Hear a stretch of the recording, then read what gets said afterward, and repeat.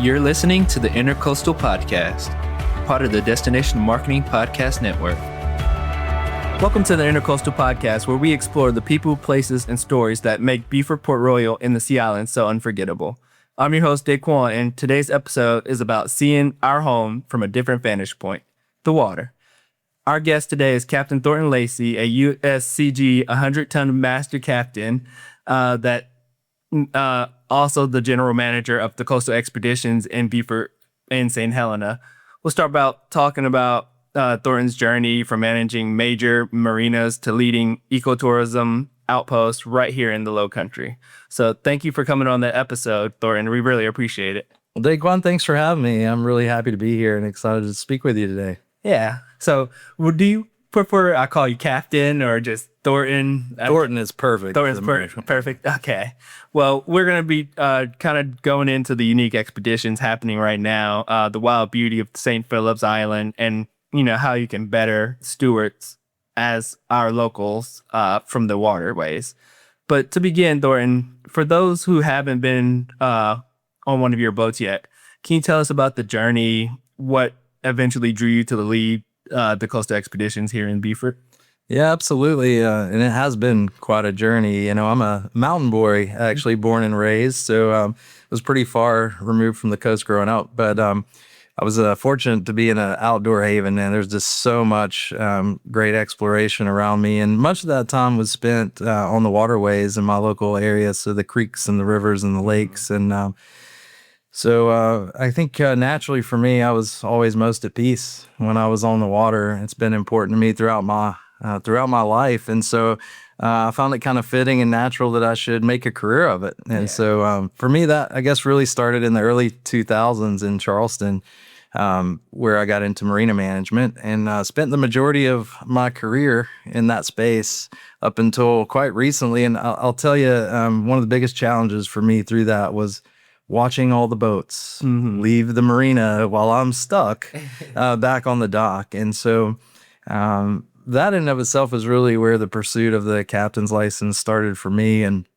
through that early on, I used it mostly in my off time. So ran a variety of charter boats around the Charleston area. And I put together a training program, worked with dealerships in the area and local boat owners to help kind of shorten their learning curve. And it become more and more of a passion for me over time. So I did continue to kind of prioritize and focus on that marina management career. And what I found is as I grew in that career, I became further and further removed from what I really loved, which is that passion of just being out there and being on the water. And so I guess really, when I found Coastal Expeditions, I look at it as a godsend. I was able to kind of transition out of that marina management space. Well, I still have a management component here, but I'm out on the water daily. And so my family and I have now moved here to St. Helena. We live on base camp, we call it, out on St. Helena. And we've grown to quickly love the community, the history, the culture, and all these awesome natural spaces that we have to explore. Yeah, that's good to hear. When you work for the marina, does it feel like a bird in a cage? You see it every day, you interact with it, but yet, like you said, you can't get out on the water. So it's like teasing you in a sense. Yeah, I guess some days it could feel that way, but one of the things I did love about the marina community was it was a sense of family. You see those same families, the same boaters day over day, year over year. I've watched a lot of kids grow up in a marina environment.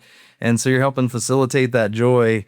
But the further I got shoved back into an office, the further I got away from it, I really did yearn to be back on the water. Yeah, I could see that. I have a brother-in-law who actually works in a marina in the upstate, and it's more on the lake and things like that. So he's constantly filling up gas and things like making sure they have everything that they need. Right. But do you think how much difference would it be working for a marina in the ocean versus like lakes and rivers and things like that? I think the similarities would be that it is generally a place where people are going to escape, and it's a fun environment. But of course, with a lake, you're landlocked, so you're kind of limited to where you can go. And Mhm. in the ocean, there's no limit, wherever your boat and your heart desires, that's where Yes. you can go. So that's pretty incredible to me. Yeah, and that's kind of what makes the Beaufort waters so different. It's and so special.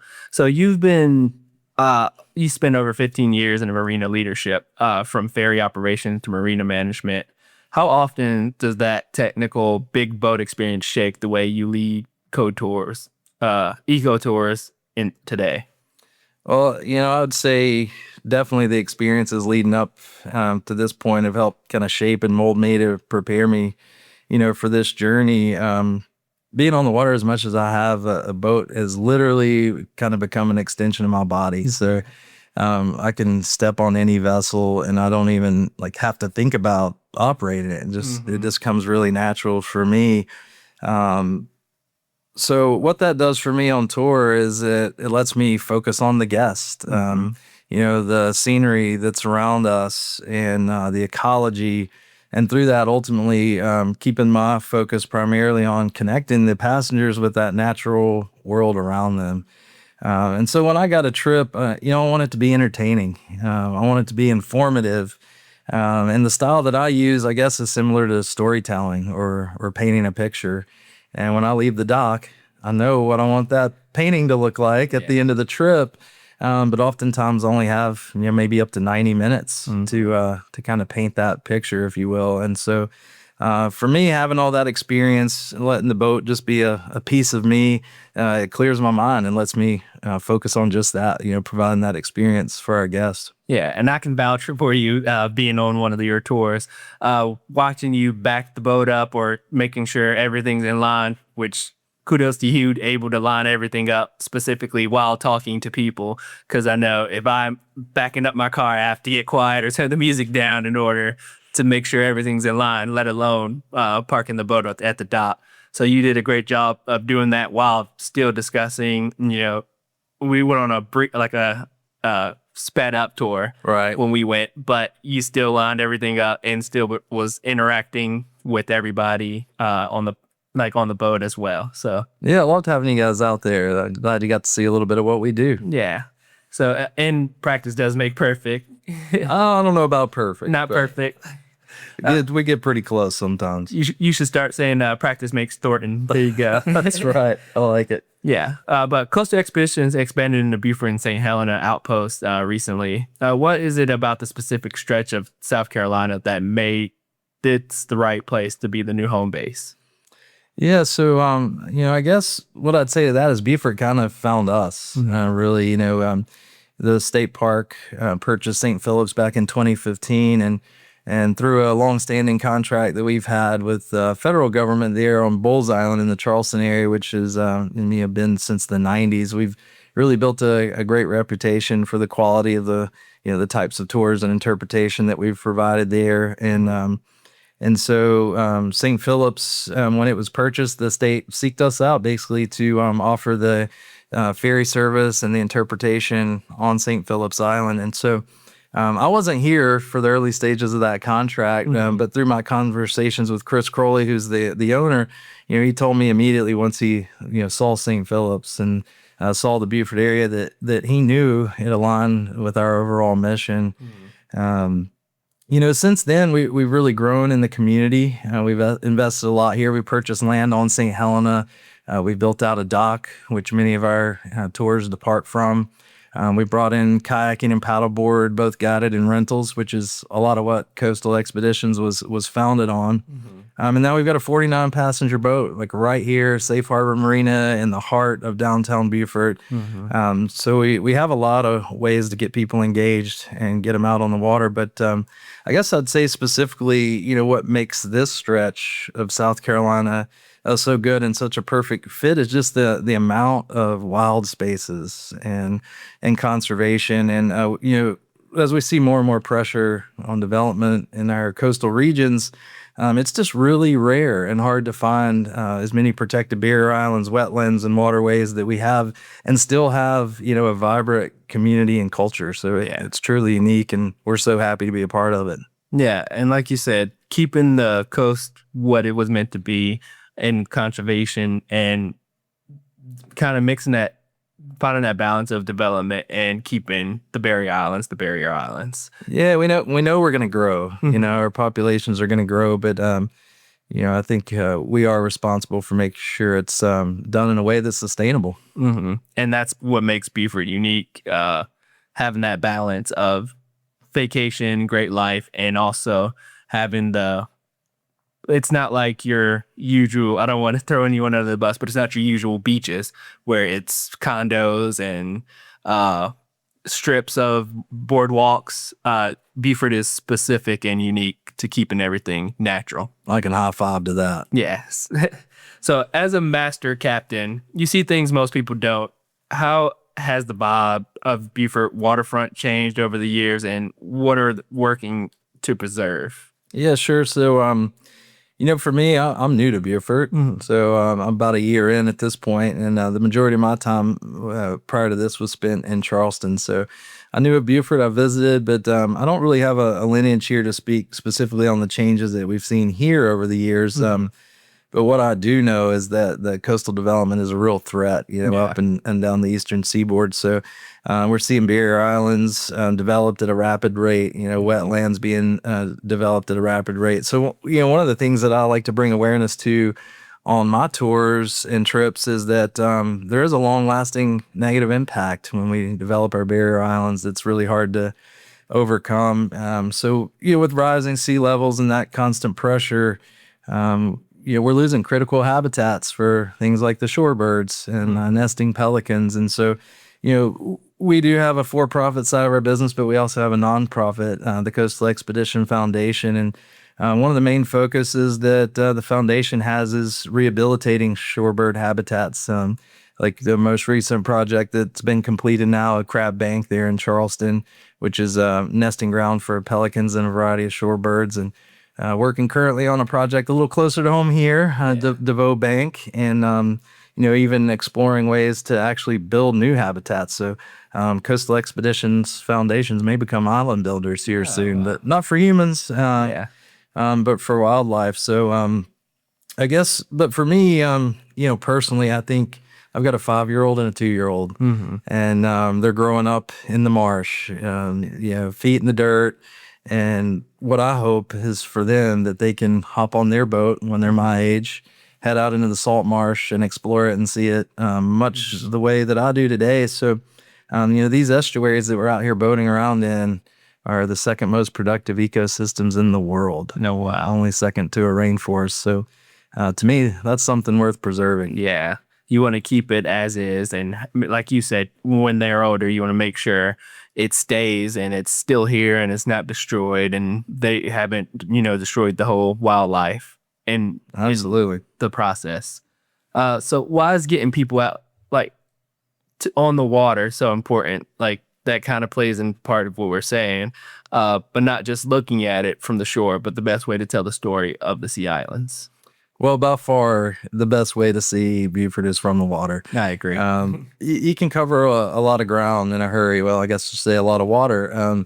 And you get out of the traffic. You don't have to cross a bridge. But you can also see the way that humans would have transited our area before we built bridges to connect all our cities and communities. So it does bring a whole different, unique perspective. But for me, and I think a lot of people can relate to this, I have a whole different feeling when I'm driving around in my car or, walking through the streets with a lot of other people than I do when I'm on the water. It's just this sense of relaxation and peace that you find. And many of our cities were developed and angled in a way to catch the sea breeze, so the front of the houses are often facing the water. So when you're looking at history, you're seeing the front door as you're out there.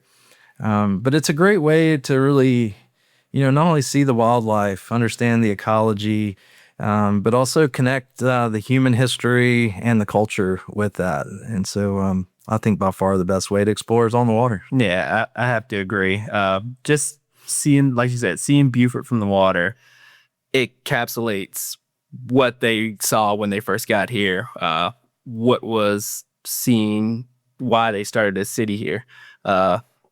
People developed here, they stayed here, and eventually moved out and then moved to Charleston or elsewhere. But you can kind of see the idea of, man, this place is beautiful, this place is amazing, Right. and the water only escalates what people are seeing.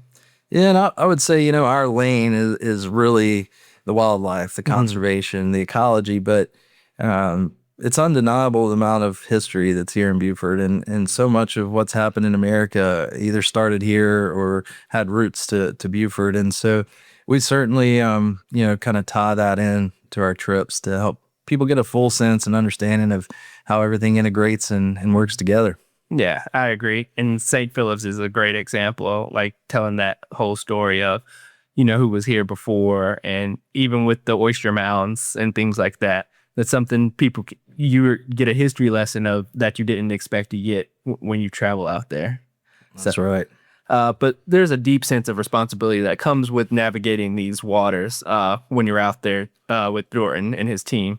You realize that Coastal Expeditions isn't just a tour company, it's an outdoor classroom with the marsh and the lessons. So now let's talk about what those adventures look like in present day. So Thornton, for someone looking to book their first trip, how would you describe the Coastal Expedition experience compared to a standard boat rental?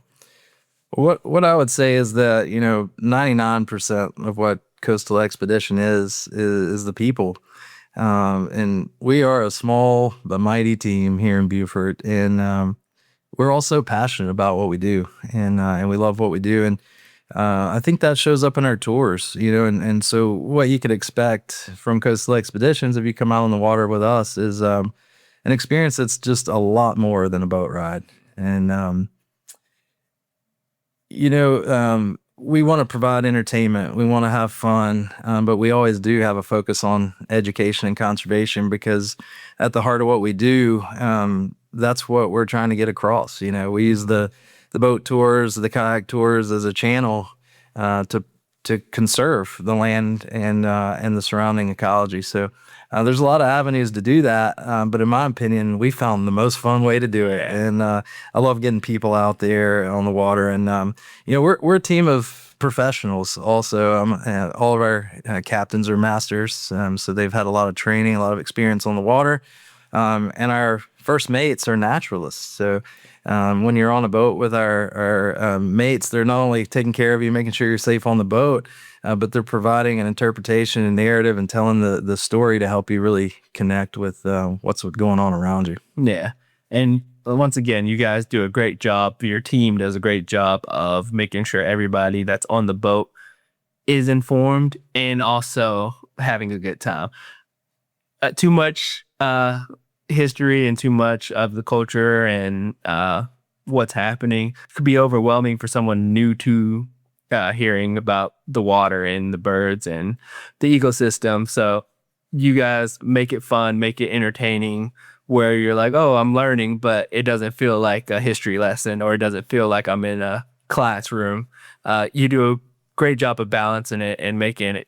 So when I do go out to tell people about what you guys do, and one of the biggest things I tell them is it's not your usual just history on the boat and what's happening in the area. You guys make it interactive, you have fun, and when groups do come and do your tour, they will leave with the knowledge, but they will leave having fun as well. And what I would say about our tours is there is absolutely nothing scripted about them. Yes. Right.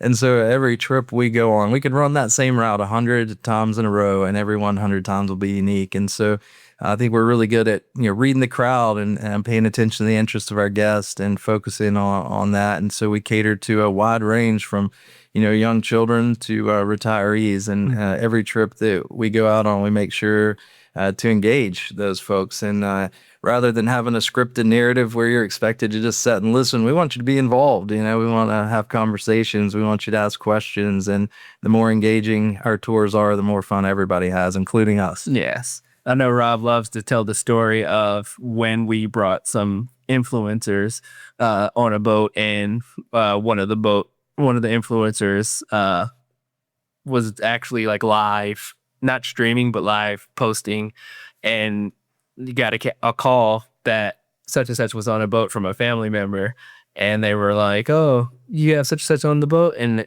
they had to look around and be like, "Is this person on the boat?"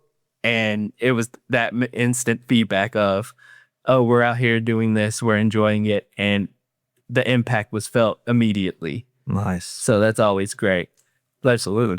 but you managed the gateway to places like Honey Island and remote St. Philip's Island. What can visitors expect to see out there this season when they can't find anywhere else? Well, I'd say you'll find unspoiled, untamed places left in their most natural state. And I think a great example of that, St. Philip's Island, and what a unique and incredible place to go explore. It's a little over 4,800 acres out there of untouched climax maritime forest, and there's an ancient dune system.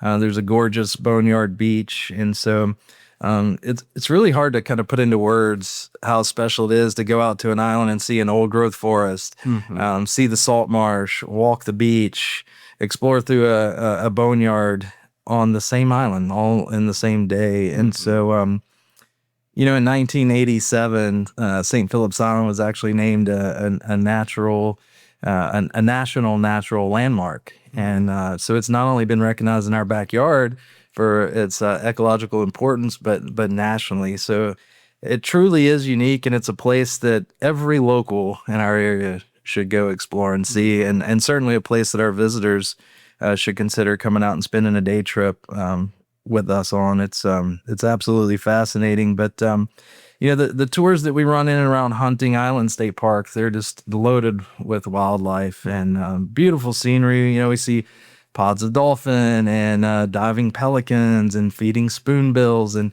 the eagles and the osprey and just a wild variety of wildlife. And then downtown Beaufort, you get all of that, and then a mix of the charm of the southern city and the history and the culture. And so I guess what I would say is that you really just have to get out there with us and explore it to understand it. Yeah. For me, getting to St. Philip's was amazing, and spending that time out there was amazing. But it's the journey. It's seeing, like you said, all the wildlife, stopping and being like, "Oh, this is this type of bird, and this is what they eat, and this is why they're important," and actually seeing them living their life and looking for food and things like that. That's what I remember when I went. Yes, of course, I remember the dolphins, and that's always a great time as well. But it's the small things you kind of take in, and you're like, "Wow, I didn't know this." Or when you leave with little tidbits of, "Oh, I didn't know that, and now you do." So that's always great. Yeah, and I see that a lot on our trips. I think even as locals, people that have grown up here their whole lives, it's really easy to look out your backyard and say something along the lines of "Oh, how beautiful it is where we live," and it truly is beautiful. But a lot of people don't understand the connection that we have with the wildlife, the flora, the fauna, and the importance that all those components have in upholding what we call home. And when you get out there and explore it, not only see it for the beauty, but find the appreciation, it really comes full circle. Yeah. Yeah. And I wanted to ask, do your kids kind of know the names of the ecosystem and like, "Oh, that's a spoonbill," or have they gotten to that point? Yeah, they're learning daily, and they do love being able to ID birds. And so I love my daughter. She'll walk down the dock with me to prep the boat, and she'll be telling me, "Look, Dad, there's a snowy egret," or of course, a pink rosette spoonbill. How's that? Not a little girl's favorite, so she loves those. And but they love the dock fowl off the dock, and they've been scooping up the little shrimp and watching them, and then putting them back into the water. And so they not only like to watch the animals, but they've started to understand and appreciate them and respect them. And so they'll put them in their little bucket, watch them for a little while, and then they make sure they put them back in their natural habitat. So they're definitely becoming little young naturalists, and they love getting out on the water and exploring with me. Yeah, we should have them come downtown, and when guests are like, "Oh, it's a flamingo," and you're like, "No, not," have them explain, "No, not exactly," but Yeah, they're pretty good at it. I think we did have a rare occasion a few years back where a hurricane blew some flamingos in on Bulls Island, which was a treat. But if you're seeing a pink bird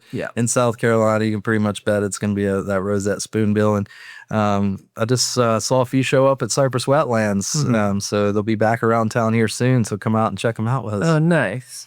Well, can you talk about the Coastal Explorers program and how you're teaching a new generation of Beaufort locals to be stewards in the environment?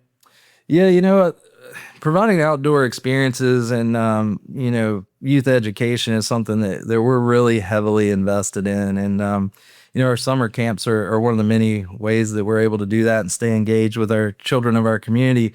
But we have week-long camps that start June 1st and they run all the way to the end of July. And the Coastal Explorers Camp is designed for ages 4 to 8. And then we have a program that's the Young Naturalist program for 8 to 12, and then a Title Trek program for young teenagers. So we really have something for all ages. But each program's focused on, providing outdoor adventures, nature-based learning, and they've all been carefully curated to kind of follow the the state science standards. So we're staying sort of on track with core curriculum as well, based on what they're learning in school. So then they can actually get out, see it, touch it, feel it, Yeah. and connect that. But we have, a lot of on-water experiences through that camp where we got them out on the boats or out in the kayaks, on the paddle boards, exploring the beaches, doing beach combing, and then also, a lot of land-based type activities as well.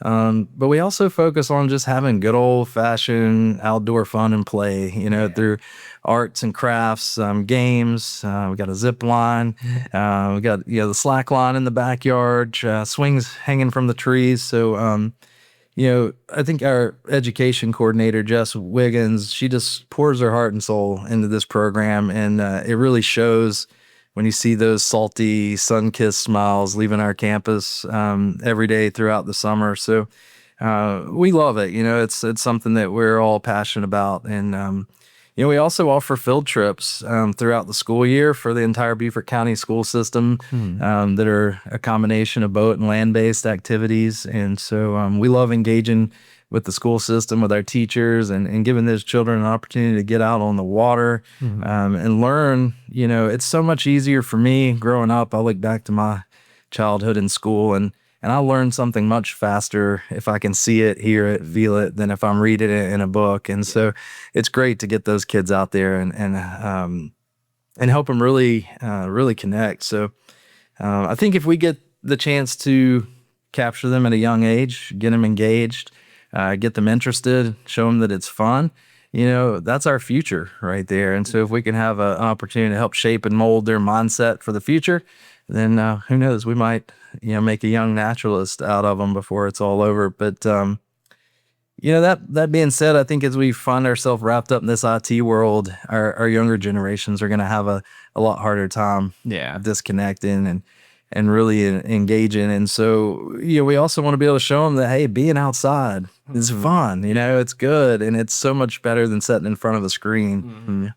So we love the outdoor ed program, and we got plans to expand on it. We're working on a homeschooling program that will start up next fall. And Oh, nice. so stay tuned. We got a lot of fun stuff coming for the kiddos. Yeah, that's great that you guys offer that for kids. And I remember my first time visiting a barrier island in the 5th grade and, playing in the pluff mud or, seeing alligators for the first time or seeing dolphins and actually experiencing the outdoors. No cell phone, no anything. It stayed with me to this point. So you guys being able to go in and make an impact on these kids, it's a lifelong lesson that you're teaching them.